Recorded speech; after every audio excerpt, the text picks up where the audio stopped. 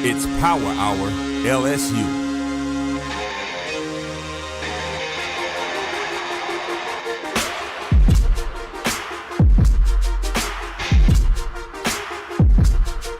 Yeah. Man, I'm headed to the field.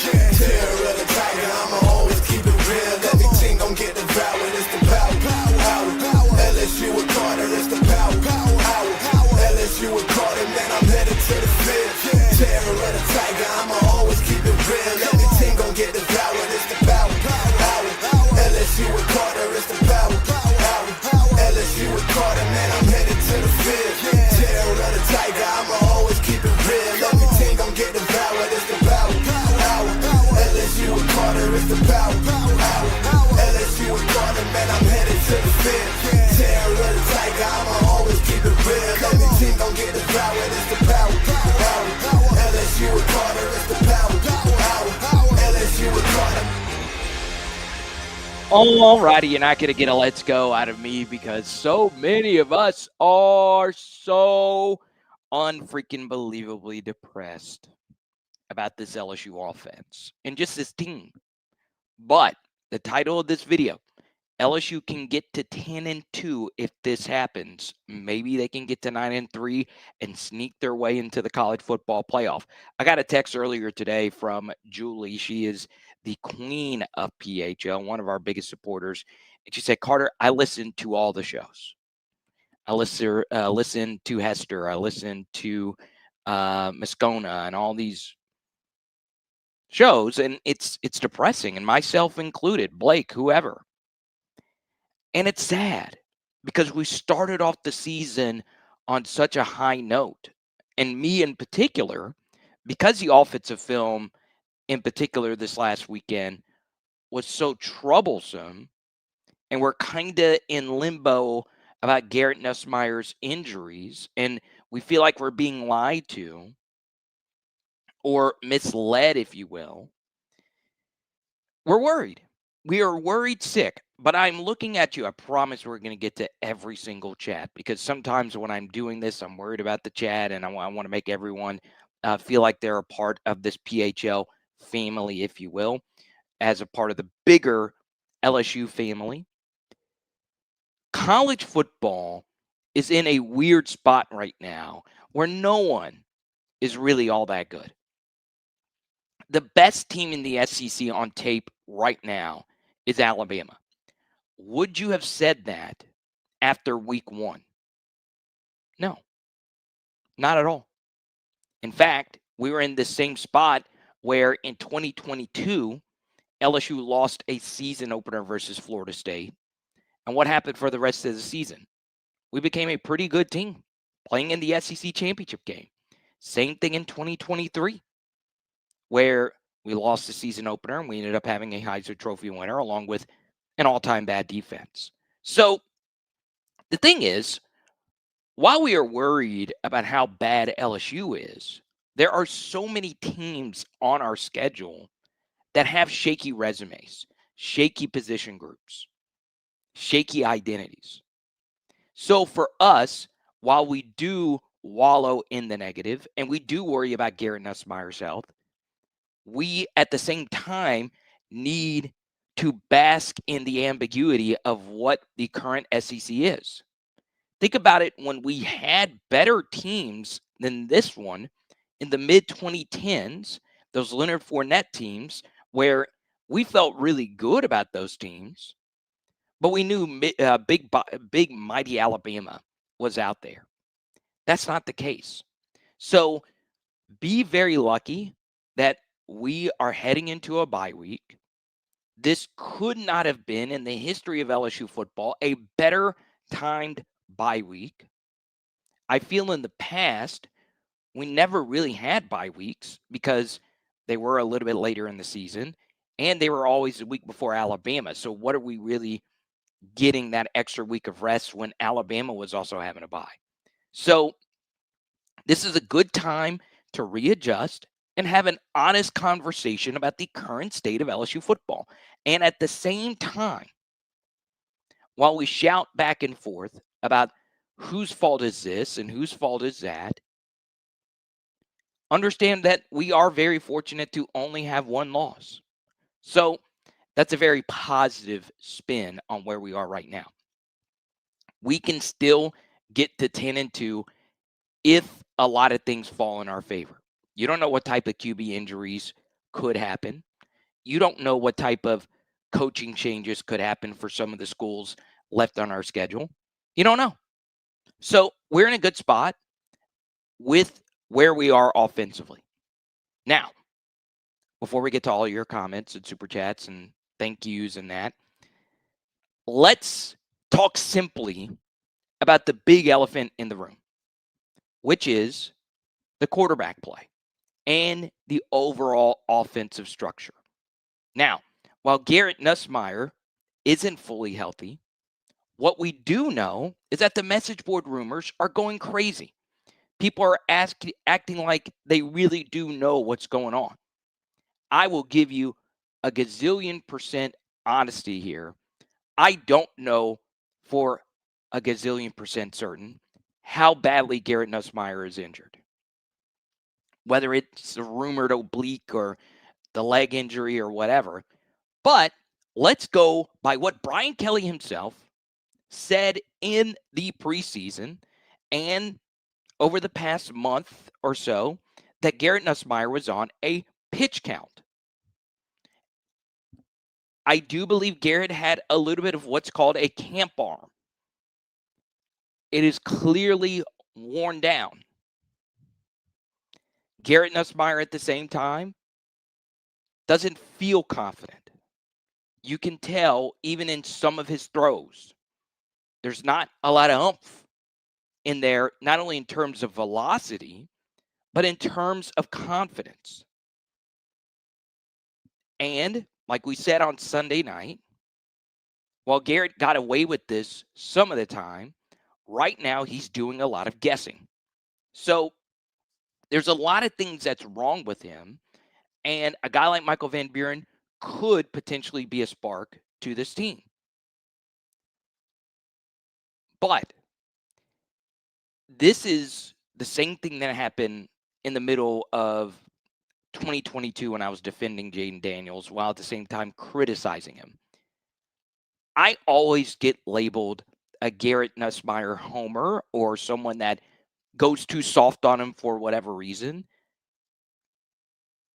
I do need to hammer home that this is the worst offensive supporting cast that a quarterback at LSU has had in a very long time.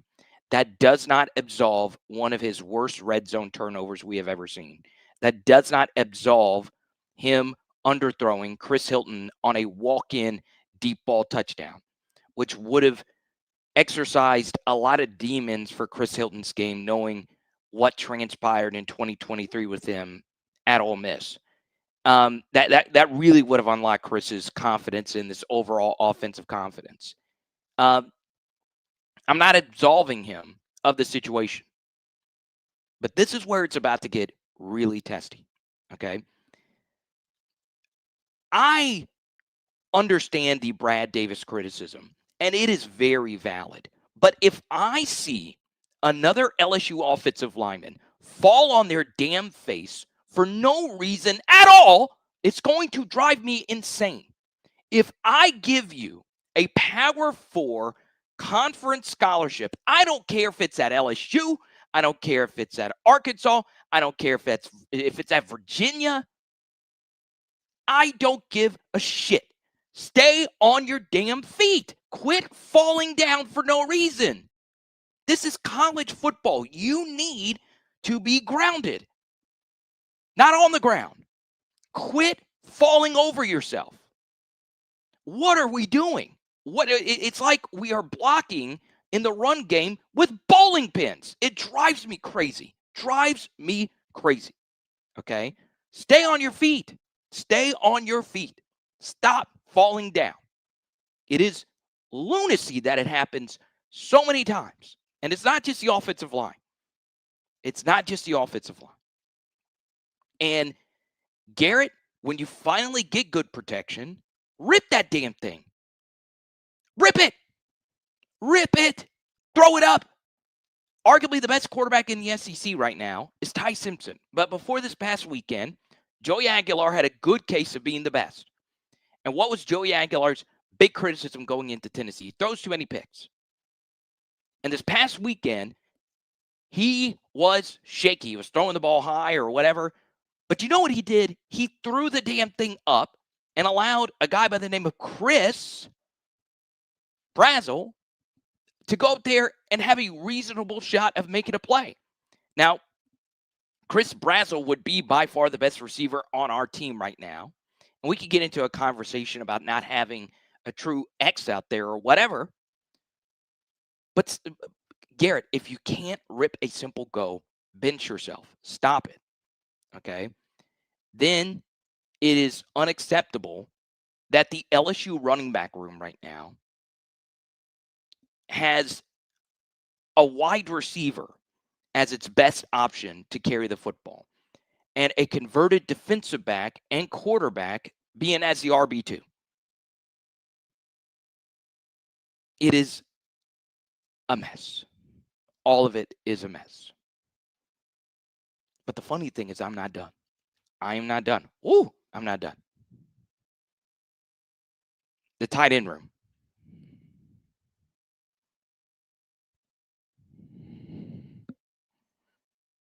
I have a shorts editor. His name is Jace Max, and he does a really good job. And Jace Max was helping me with some content stuff, and he was like, you know what, Carter, we should do a bunch of shorts content on the tight end room, because all the buzz in camp was Bauer Sharp and Tradez Green. And my opinion on that remained relatively neutral. I was high on them as well. But I said at the time, Mason Taylor was so damn good. He was so damn good for us. And part of the struggles at times that Mason Taylor had was simply due to snap volume. That was it. And all the things we asked him to do. We are missing him so bad. I could make a very strong case that we are missing Mason more than we are missing Will Campbell. And I thought I would never say that. But Tyree Adams is doing better than in any of the tight ends. Okay? It is a mess. We are so badly missing Mason Taylor. Okay? Our tight ends drift in their route concepts, which is a problem. We broke it down in the film study, and we will do the second half film study this weekend since we don't have a game. Then they can't block. Mason could block some. So if our tight ends are struggling, why don't we play someone that actually has real tight end experience? And his name is Donovan Green, who played one snap this past weekend. I would give it a shot because Tradez is playing so badly right now. He is not really a tight end. He is really, really, really struggling. He might not be fully healthy with the leg injury. Then Bauer Sharp is really struggling. I do Oklahoma film studies. I did an Oklahoma film study for every game last year. His blocking was so wildly inconsistent. Wildly inconsistent. And yes, it was nice that he caught 40-plus passes, but a lot of that was volume. No one else was going to catch it. So he's been fine. Obviously, he had the big catch versus Florida, had a touchdown versus his old school in Southeastern. He's been okay. But the big fumble versus Clemson, the big drop this weekend, and he's not a great blocker either. So before we get to any of your comments, it is important to point out that right now on offense, we can't do anything right.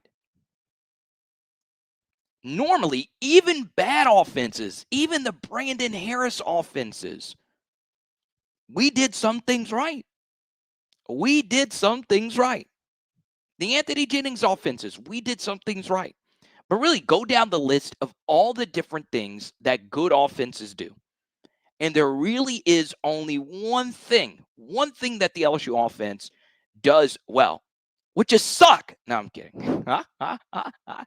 Needed a quick joke to break up this this rant here, but we're good in the screen game.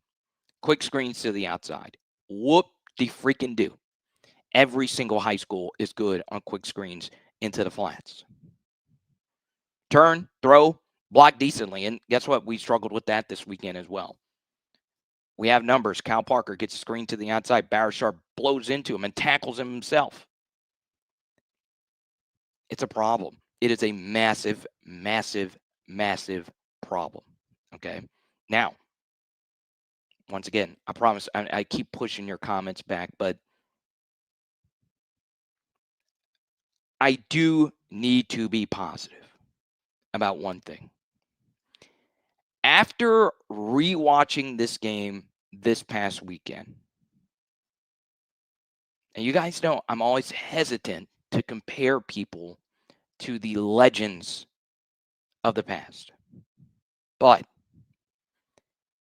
AJ Halsey is as good as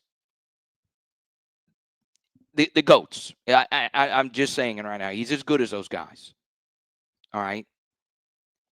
He'll never surpass Jamal Adams or Chad Jones or whoever, because those guys played multiple years and it would be disrespectful.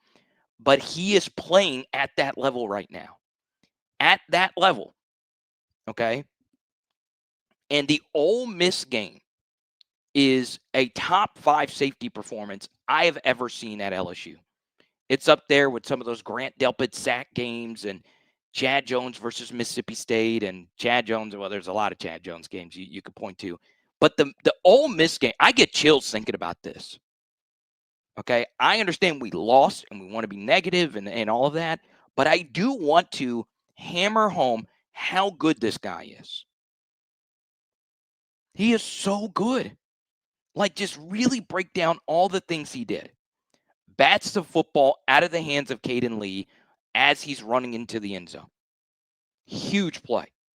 Then, on the deep over to Caden Lee later in the half, shoestrings him as the last line of defense. Does he score there? I don't know, but he's gaining at least 10 to extra 15. Then, all the run fills. There were times where our defensive line was getting washed out, only a 2 or 3 yard gain because, well, guess who's there? Number 13. Y'all, he is that good. It looks kind of different because so many safeties now are slender, like Victoria's Secret models, but he's thick.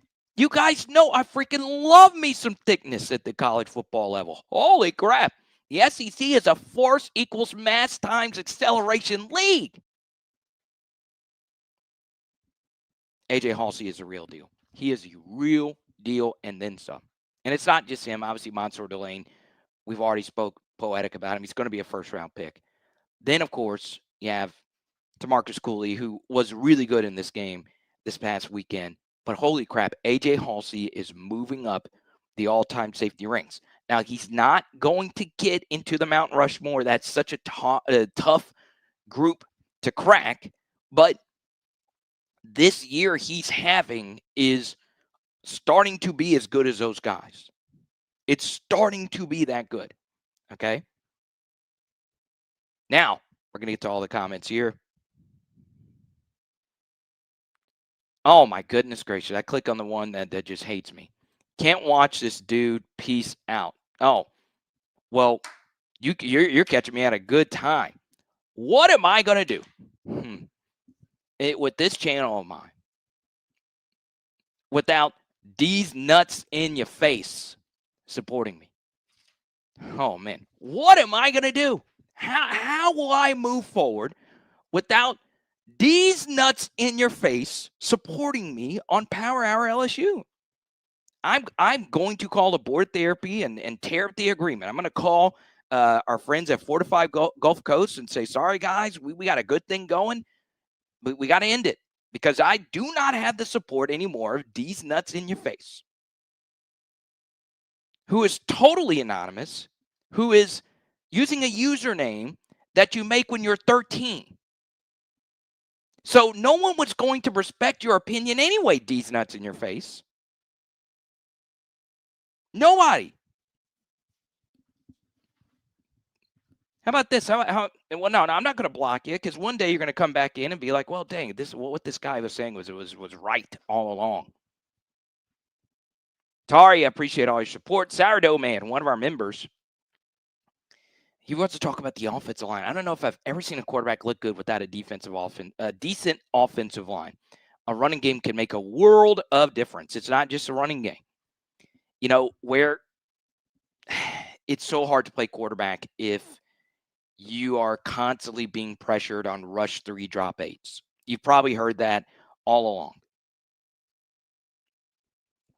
It's a problem. It's a big problem. But it's funny because as bad as this group has been, there are times where the LSU offensive line struggled. And guess what? Garrett was able to still overcome it. But Garrett is not as good as he was last year. Some of that is Kyron not being here, Mason not being here. That's why I went on a long rant about Mason a minute ago. Obviously, Will's not here anymore. But, you know, the guy that we're actually missing the most right now is Garrett Dellinger. Because what happened last year, the Garrett Dellinger injury was really bad for LSU on a few fronts. And this is something that Brian Kelly needs to answer going into next year. Okay. So let's just go through this LSU roster and a few decisions that they made on the macro level as far as the actual roster dynamics are concerned. Okay. So one thing that they decided to do, which was really smart, 2 of the highest snap volume players ever at LSU to return to the team after starting in year 2 was Ashton Stamps and DJ Chester. Okay. They played a lot. Ashton Stamps played more defensive snaps than anybody on the team last year. DJ Chester, the same thing offensively than anyone on the team.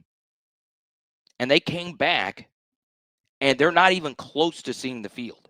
Not even close. Now, I will give Stamps a lot of credit. He has done a really good job motivating, and you guys know I love an active sideline, and that means a lot to me. And I like Ashton a lot. I know I've criticized him, but he's worked his ass off.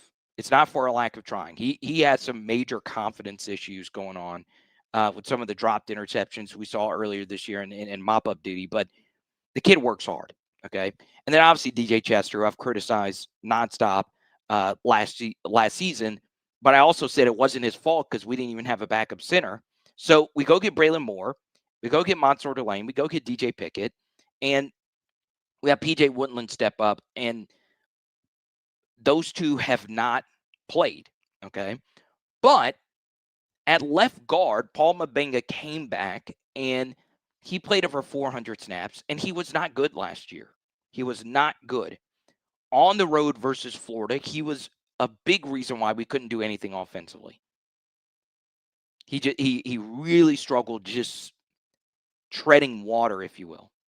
So going into this season, we rolled with him again at left guard. It was either him or DJ Chester or Cohen Eccles. Okay, so Chester, it's important to keep him healthy and have him as the number 6 offensive lineman because him and Mabenga are probably the same level of player, but Chester has a lot more value in that he has experience at all 5 of the positions, and that's a good, valuable piece to have coming off the bench. So Mabenga has played this year, and he has been arguably worse than he was last year.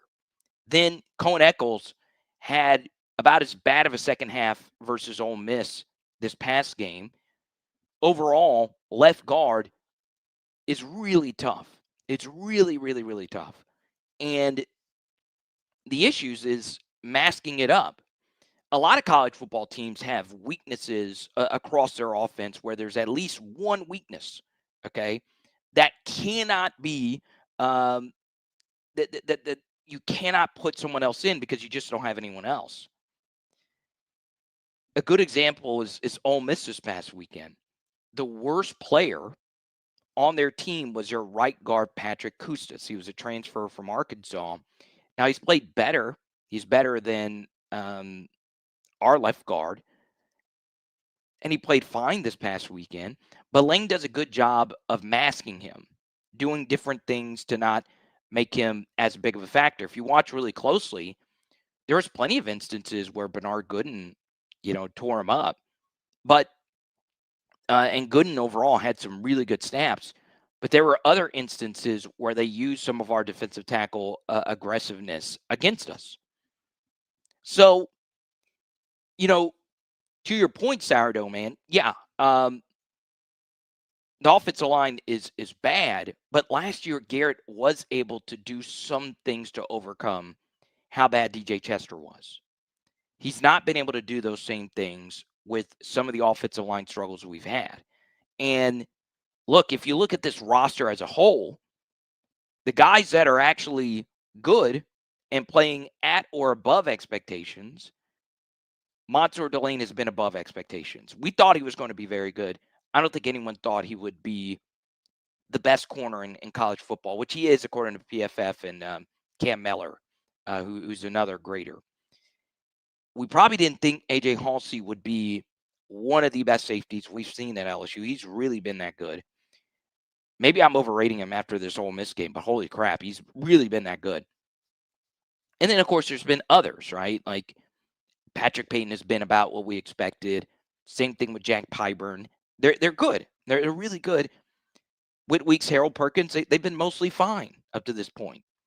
But offensively, how many of these guys have actually been above expectations? Not many. The only one you could point to is Xavier Thomas has been above expectations. The issue, though, is so many guys are not just below expectations. They are below expectations. They're bad. And it's a problem. It's a problem. Okay. Let's go to Malik. Once again, oh yeah, I should have announced this at the beginning. We have a really fun guest coming up. He's a statistician. One of my favorite PHL guests. You've seen him quite a few times. He's done some really good analytical work on Twitter, and we'll talk to him here in a moment. Let's get to as many before we get to our guests. What do you think about Alex Atkins calling plays? It's a good question.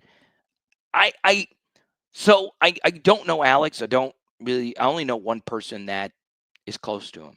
And we had him on the show after the Florida game. And he knew him from his Florida State days when Alex Atkins was at Florida State. And I would highly recommend you go listen to that interview. He shared if he thought Alex Atkins could call plays. Play calling is about experience, y'all. Like, the thing is, let's just say LSU were to come to me and say, hey, we want you to call the plays. I would say no. I've never done it before. I've never done it before. I would honestly trust like just some random high school in Vermont because they've done it. They put an actual headset on and called the shots. So Alex Atkins has, of course, been close to some of the best play callers. Did he ever really call the shots at Florida State? Maybe he did. Maybe he didn't. But, I am open to something new.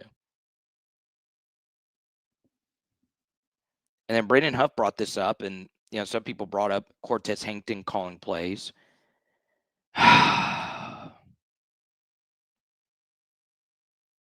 So he's interviewed for offensive coordinator openings in the past, most notably with the Rams, where in that spot he would probably just be the OC in name because McVay is a guy there. I will say this. This is coming from a pretty good Georgia source as far as Cortez Hankton is concerned. I reached out to him and said, hey, I've never talked to him before, by the way. I said, hey, do you think Cortez Hankton is a good wide receivers coach? Because remember, Georgia had just won the Natty, and he comes over back home to Louisiana, which is a shocking move, but it made sense to a lot of people involved. And he said, Carter, Cortez Hankton one day is going to be a great head coach. But as an actual position and play caller, he would be just good. Well, I asked him how he would do as a play caller, and he said he'd probably do good, but he feels he's more head coaching material. And you do bring up, how's Cortez Hankton done coaching this wide receiver room? Well, he's done really good. Malik Neighbors, Brian Thomas Jr., and I understand, well, they weren't his recruits. They were here before and whatever, but he still coached them. But now we have so many wide receivers, so wide receiver rotation is tough. So with Cortez Hankton being the offensive coordinator, it gets a little difficult because play calling is so different than coaching your position group. And we've already had enough problems with getting our wide receiver rotation correct.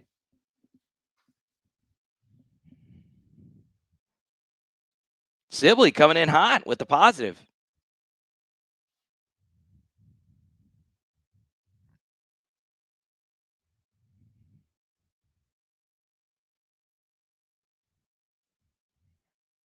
Let's take a few more before the break. Looks like our guest is ready to go. I really don't think this gets much better without Nuss, says Micah. Is that Goku right there? Ha ha ha.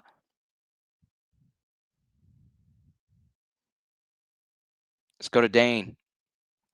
I love that Dane changed his photo to Jack Daniels. I will tell you this. There's not many people that love LSU more than Dane Bergeron. I'm serious. He's not only a member for me, he's a member for Mr. Ruffino. The issues you are talking about are in the evaluation, coaching, and development. Who's responsible for that? Ultimately, it's Brian Kelly. Sunshine pumping as usual. I try to give both sides. I don't know if you could take what I said at the beginning is just pure sunshine pumping.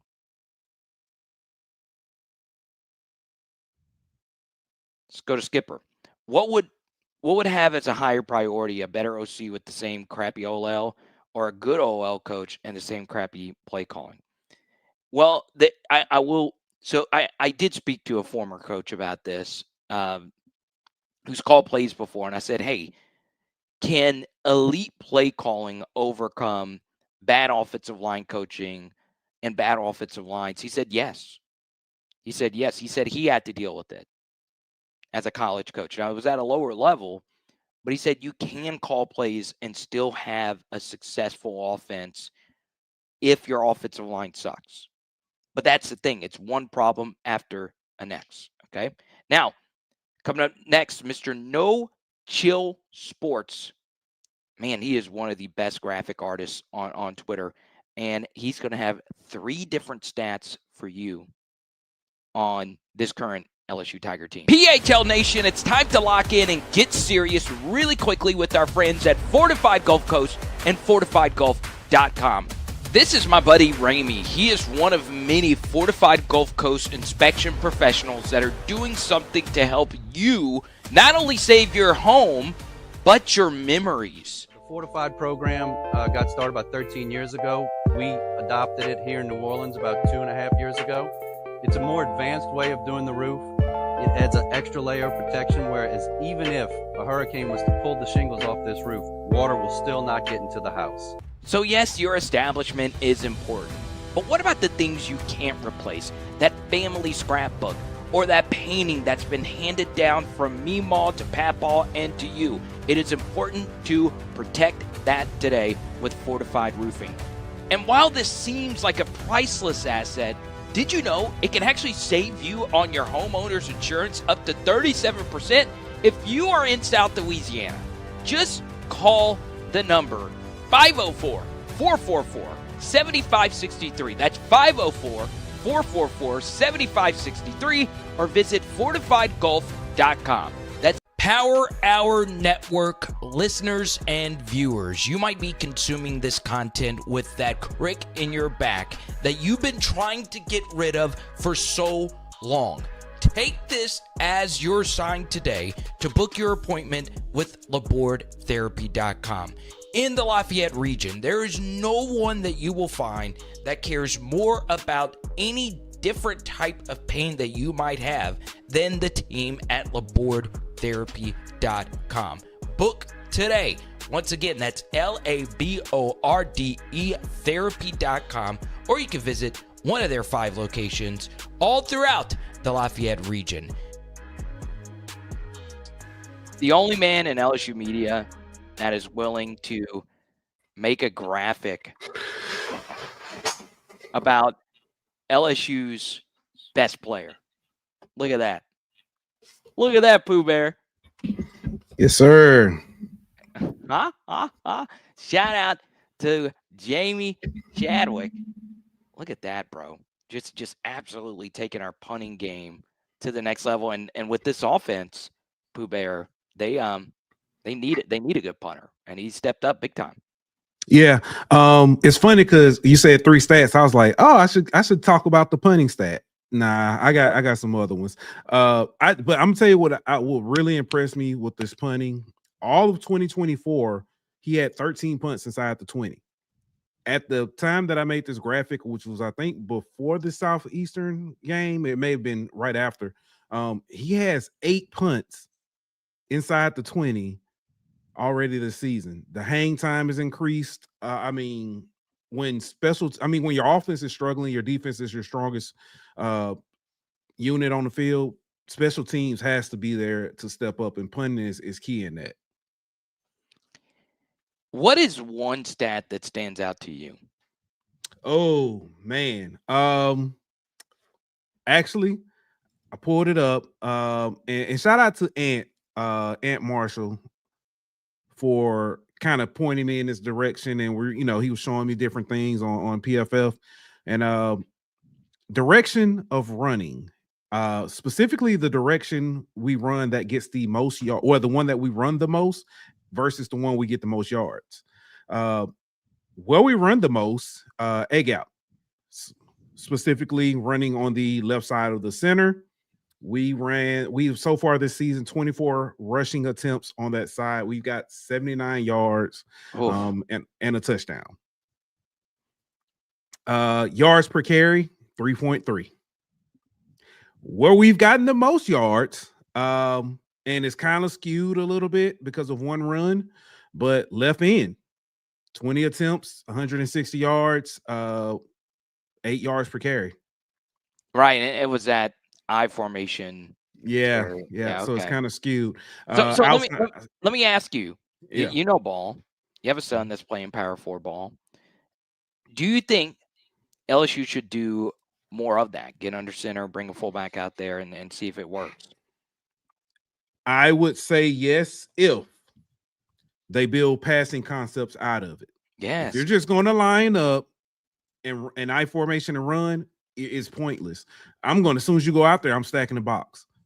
If not, run some play action out of it. As a matter of fact, I would line up an I formation and probably run 5 play action pass plays, and then start killing with the run. I know that's crazy. I'm over exaggerating, but still, literally, you have to have some kind of, disguise with it.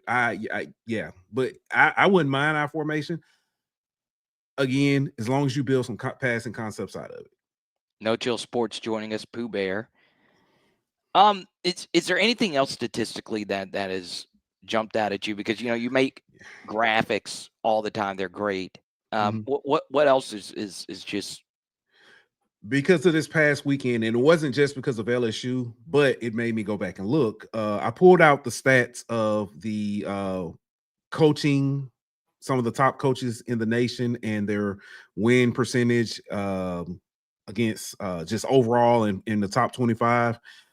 Brian Kelly to date versus top 25 is 5 of 9. Oh, I'm sorry, 5 and 9. So 5 of 14 against the top 25.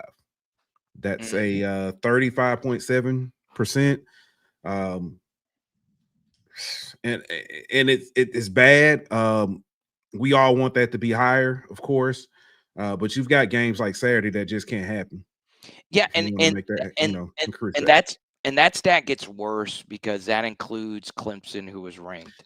Yeah, yeah. So that throws that in the mix. But the one thing I will say about that, because people bring up the Clemson game, if you look at 2019, the times where we play, or the game where we played Texas was ranked. I mean, what, top 5? They were like number 5 at the time we played them, or top number 9, something like that. At the time that we played them, Texas was a really good team. Right. They finished the season 8-4, 7-5, or something like that. But I don't look at that 2019 team and say, oh, they were terrible. Look how they played against Texas. I can't Right. do that. Right. So there still is, what you're saying is there's still value because Clemson was probably deflated in after that. So Clemson has battled injuries. They've got they don't have we talk about our running back depth. They've got a wide receiver playing running back. we do too. Yeah. Their one of their leading wide receivers was out. I think one of their big linemen was out as well. So it's hard for me to just completely discount them. I don't think they're a good team right now. Just like I look at LSU and don't think they're a extremely good team. I think we're capable, but until you clean up some stuff, man, don't nobody want to hear that. Are you changing the quarterback? If Nuss is hurt, as everybody's reporting, oh, he's just playing injured. As a matter of fact, I'm gonna be honest with you. I don't even have to hear any reports. Something's wrong. Every deep pass that he's thrown has fallen short. Chris Hilton had 3 touchdowns. All fall short. Barry Brown against La Tech falls short. Nick Anderson falls short. You've got a guy who you don't necessarily need him to take over and be your starting guy, but if you're trying to at least let Nuss, repair himself, heal himself, or however you want to look at it, why not try him? He's got SEC experience. You don't need him to be, all-star, all caliber. You just really need him to manage the team, because the way your defense plays, if you can score 4 touchdowns, you can win a game. I like that you're wearing the Houston hat because we owe him quite a bit for AJ Halsey playing the way that he's playing. Your thoughts on the LSU defense? I mean, for me, it just seemed that this was a good game. I understand they played a lot of snaps. It's hard to play defense when the offense is playing the way that it's playing, but the mark of a good defense is getting off the field on 3rd down. And I just couldn't get over those pitch and catch 3rd down completions. It was ugh. I knew that this Ole Miss game, the defense would stumble, and it wasn't anything in relation to the defense per se. If you're on the field a lot more than usual, you're going to stumble. You will find a point in time where you'll rally back and probably, find that second win. But there's no excuse for some of the 3rd downs they gave up. But I do think, again, being on the field as long as they were, that's an issue. Your offense got to help you out. That's basically. You look at LSU's schedule. Is there a pathway to let's start at 9-3? Yeah, I mean, do you think that's okay? So if you say that with confidence, you see the title of the video. LSU can get to 10-2 if this happens. You think there's a real pathway? Yeah. So you've got to rally back. Can't lose in October. You've got to. This is going to sound crazy to say this. You've got to come out with your best game against Oklahoma and Vanderbilt. Of all teams, Vanderbilt, because both of those games are on the road. You've got to be strong in those games. The Bama game, it was gonna be tough beforehand, just simply because I think the mental aspect of it is there. Same thing with Kirby. There are just some people who struggle against certain teams. Who is it? Is it George, Dan Lanning versus anybody coached by DeBoer? Georgia, Alabama. no, that is a good one. Lanning can't beat. Yeah. Yes, I remember that one. Yeah, so you've got. I mean, that's a mental thing. If we call that one a wash, you've got to win on if you can hold strong at home and win on the road. 10-2 can be in your hands, in your grasp. So the best teams in college football to you right now are who? Ooh, Is it are you a Miami guy? Are you what's the? I'm not buying Miami right now. I think Miami is good. I'm not buying Miami. I still think that Georgia is a good team. But we're talking about the best teams. I've got to name, of course, Ohio State right now. We still haven't fully seen them. I think it's got to be Ohio State right now. Yeah, I think so. I'll know even more Saturday. I think Texas Tech is strongly building the case, but they got to go down to H-Town this weekend. So that's one I'm keeping my eyes on. I think Houston is a year away, so I can't even throw them in there. But I do think that the Big 12 is going to have somebody who's going to really shock some people. So, and I think it's Texas Tech. Oh, you're talking yourself into the Red Raiders. Yeah, I don't like it, but yeah, I can see it. So, you're buying into the old money. Oh my goodness gracious! Yeah. I didn't expect that from you. Now their defensive line's really good. That's a good team. Pooh Bear is his name. No Chill Sports. I know you have some other obligations you have to go to. Make sure you go give them. Make sure you go give them a follow. Last thing for me to you. Mm-hmm. True or false? The New Orleans Pelicans make the NBA playoffs. Ooh.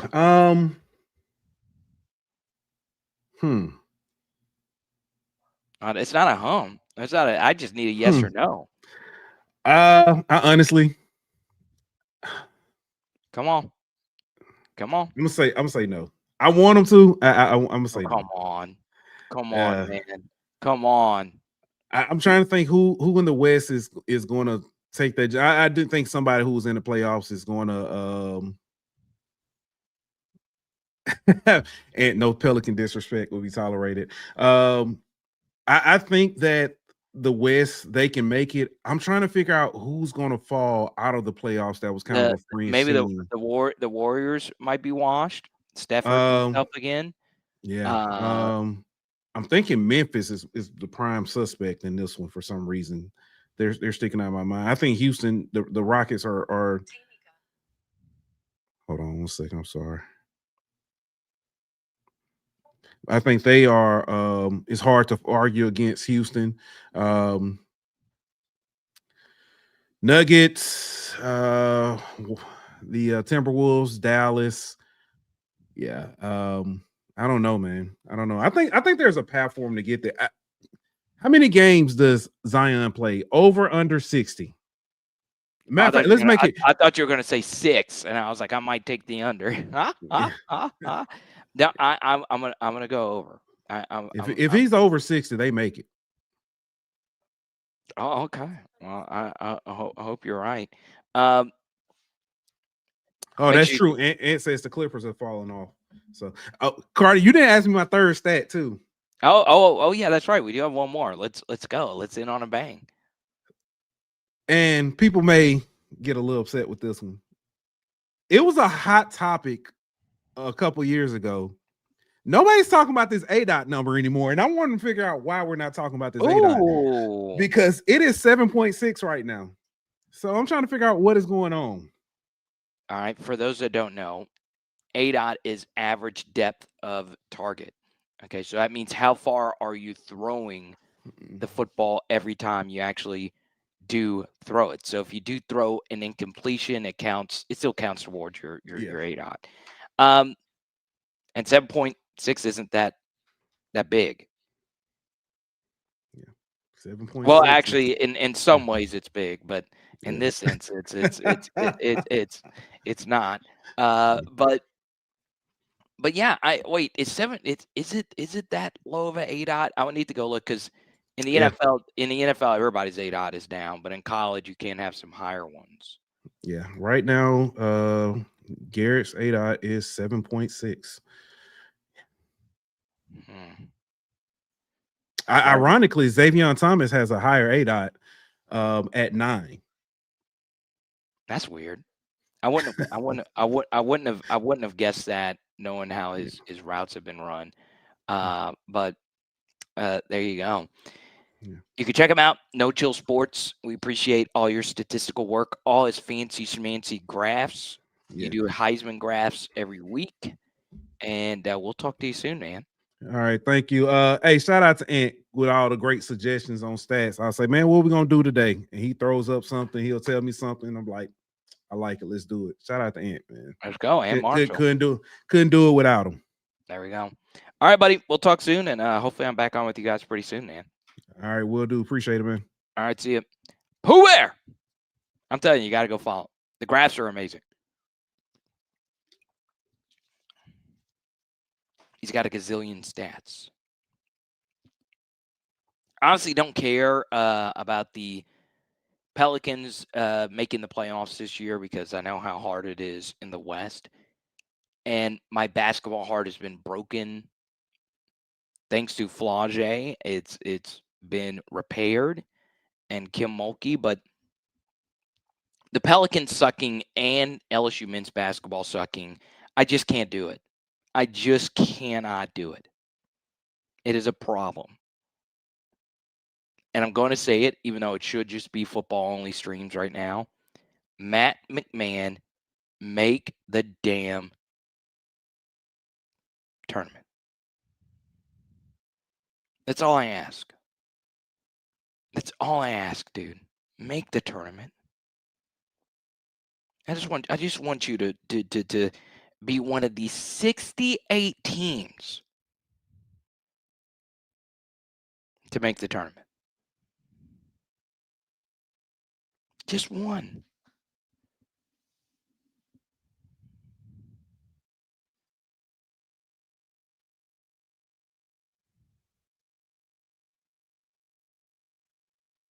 Let's go to Marcus. I don't trust Nuts anymore. Feels like he is a sellout. I don't think he's a sellout. I do think you need to ask a few questions about how this injury has been handled from all parties involved. Let's go to Zachary. Look at the difference in snaps between the first and second half. What was it? So we had 24 snaps in the first half, and I think Ole Miss had 48. And then I think those discrepancies pretty much stayed the same, and they played about 20, 25 snaps more. I'm telling you, the game that Ole Miss played versus us felt so much like the Florida game, except the snap totals were reversed. But it's a problem. Like, there are just so many games where LSU just feels woefully unprepared and woefully overmatched.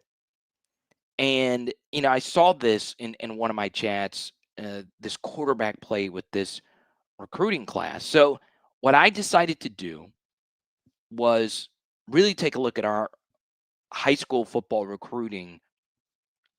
And I was looking at the charts, and my buddy J. Bud Davis tweeted this out today, and we love J. Bud. He said that we had the best offensive line recruiting in the SEC outside of Alabama since 2022 up to this point. And we have the worst offensive line in the SEC right now. Imagine if we didn't get Braylon Moore. And even though he's struggling right now, imagine if we did not have Josh Thompson. If we did not get Josh Thompson, our starting right guard would, I don't know who it would be. I have no idea. But this is and what I want you to do, and I'll save a good bit of this for tomorrow's live stream because we have some deeper offensive line analytics that were sent to me today by J. Bud Davis. But this will be part of the stream tomorrow. Okay.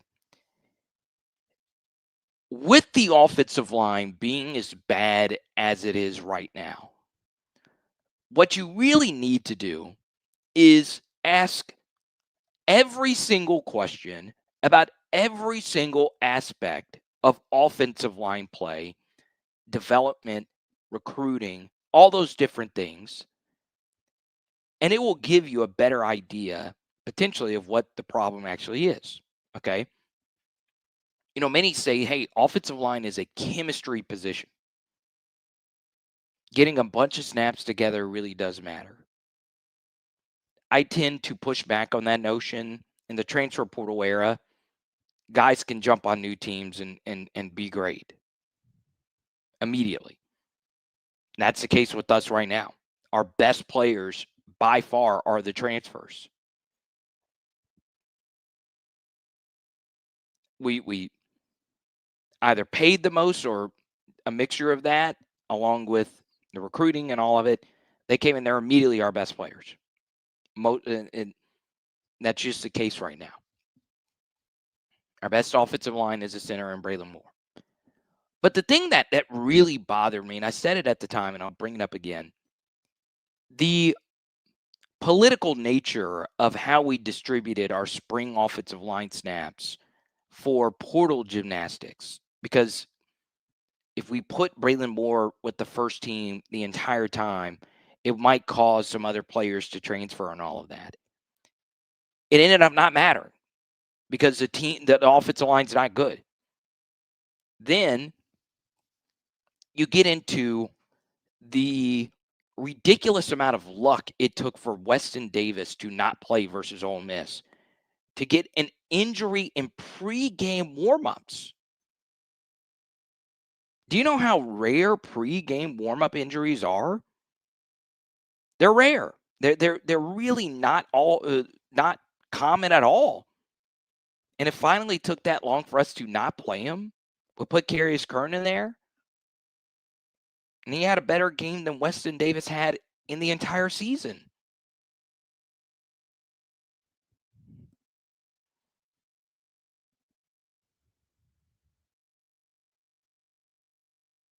All right. So let's go down this rabbit hole here. Why do you always focus on our offensive line? It might not be great, but they've only given up 4 sacks this year. That's not the reason for our struggles. Well, I'm glad you brought this up because you're not the only one that has brought this up. I feel like I have been fair throughout the course of this live stream, distributing the blame to basically everyone that is involved with this offense. There is no single bright spot on this offense right now. Not a single one. Maybe some.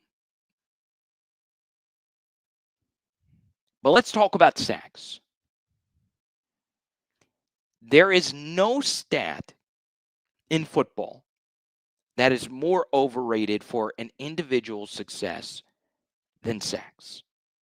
And I'm not just talking about from a defensive perspective, but from an offensive perspective.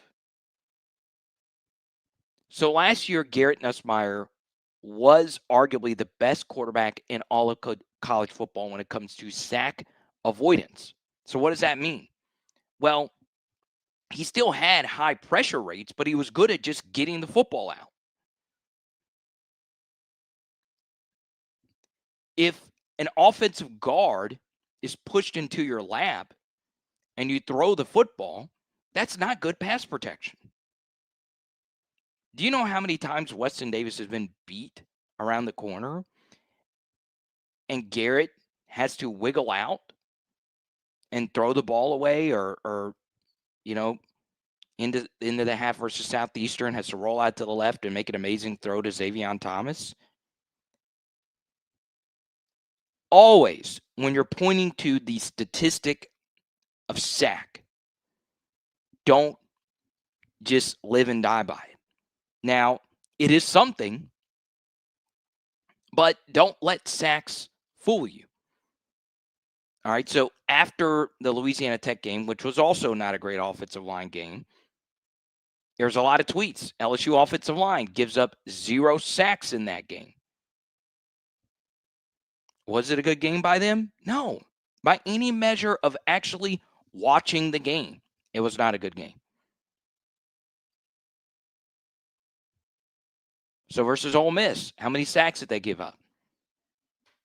1-ish. All right. Did they have a good game? No. But like I said, when you criticize, and this is just it because this is a live stream and people come and go, like the gas station, they're popping in and out, which is fine. There's a lot of different things going on at one time. Let me just make this blanket statement, and I will when I'm live for basically every 5 minutes. Everybody on the offense bears some of this blame. Every single person does. Like anybody that is involved in the tiniest amount of this offense deserves blame to different degrees. Okay? Now, in the next 5 to 10 minutes, I'll answer as many questions as we possibly can. If you super chat, we'll keep this thing going. And one thing I would bring up here is no one right now on this team on the offensive side of the football is special. Okay? You know, one guy that could bail you out of a lot of these struggles, Malik Neighbors could. Okay, he could. Caden Durham, if he's fully healthy, I think is special enough to dig you out of some of these situations. Like he did versus Clemson. He had a few plays in that game that were truly magisterial. And he's done it a few times over the past couple of weeks. But to go along with all these different things, this is the weakest wide receiver room we've had in a very long time, especially factoring in an unhealthy Aaron Anderson moving forward. It's a problem. But like I said, it's part of why they're not having as good of a season is Garrett's not having as good of a season. And part of why Garrett's not having as good of a season is the offensive line's not having as good of a season. And part of why the offensive line's not having as good of a season is the play calling hasn't gotten better. And the play calling hasn't gotten better because the communication from head coach to offensive coordinator has not gotten better. And guess what happens? You add a new tight ends coach into the equation. And his job is to repair this tight end room after the best tight end in LSU history left the program to go to the NFL.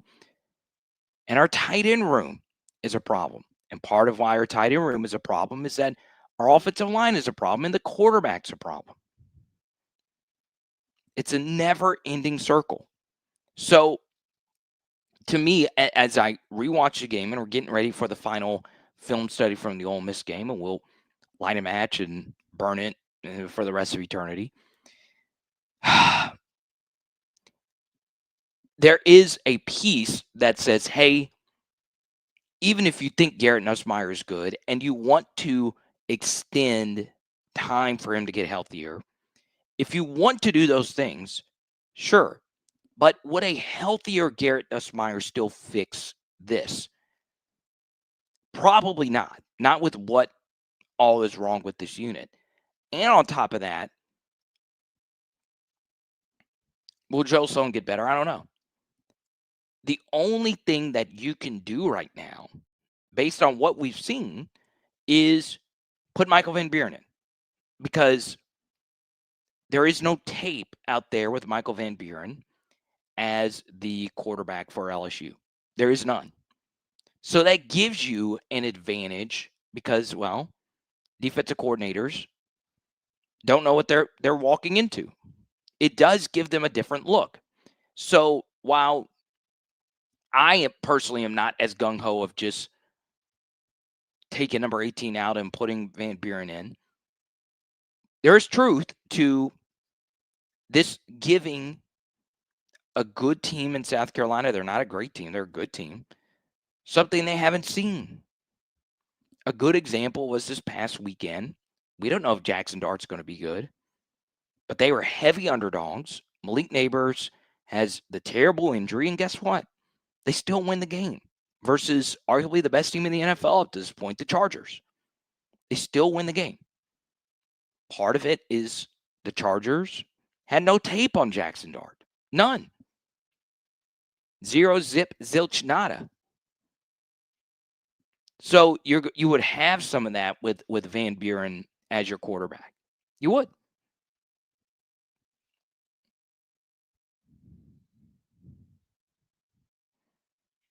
Yeah, Jason Max, we just shouted you out a minute ago. Oh, we have a South Carolina Gamecock in here. Good, not great, you say? I don't think you're a great team. I'll say it to your face. If your actual face Xavier Hill was on, I would say it to you. I bet you guys to cover. I love the South Carolina Gamecocks. I do. I did radio in Greenville, Spartanburg for a few years. And the funny thing was I wasn't even living there. They just sent me a thing and said, hey, do your thing. And I freaking adored it. I loved it. I loved it.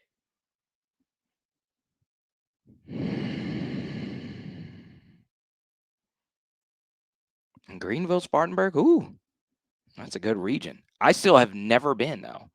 How can I do radio there for that long and not actually go there? It's the power of the internet. I don't know.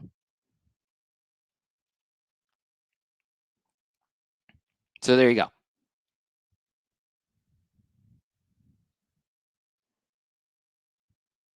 Alexander says 20 touchdowns, 15 interceptions, and SEC play is not good enough.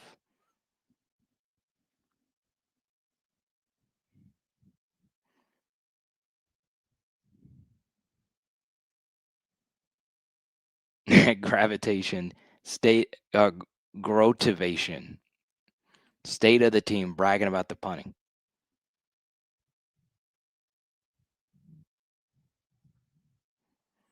All right, y'all. That is going to do it for me. I will be live with Mr. Blake Ruffino here in just a second. So leave my channel, go to AYS Sports, and I will be on there sharing a few extra thoughts on LSU, some of which you probably haven't heard here already. And there you go. Big thanks to our guest, Pooh Bear. And once again, big thanks to our partners, Zion Imaging. Make sure you book your spin booth experience today, XYAN360.com, and our friends at Fortified Gulf Coast and the Board Therapy. Make sure you check it out. It is Power Hour LSU. Boom. Oh, you know it's bad when people aren't super chat. We didn't get a single super chat tonight. People are mad. See, LSU, now you're hurting my pocketbook.